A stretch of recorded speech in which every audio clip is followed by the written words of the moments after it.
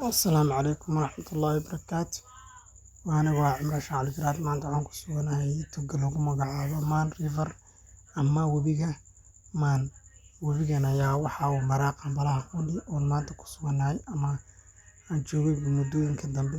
Waxaana maanta aan soo booqday webigan oo in badan dadka xiiseynayaan inay soo wada booqanayaan oo leh meelo khaas ah. Meeshan aan taaganahay waa meel ka mid ah webiga, waa webiga bartankiisa, waxaana agagaarkaaga saa u marayo biyoyin badan. Waxaan anagu halkaasi maanta u joogno iska baashaal ama daawasho webiga. Waxaan aragnay maamo ama iyadoo oo rabta inaan caawino. Halkaasna waxaa ku caawiyay wiil, waa kana la socdo. Webiga waxaa goysiinaya waa wiil da'yar.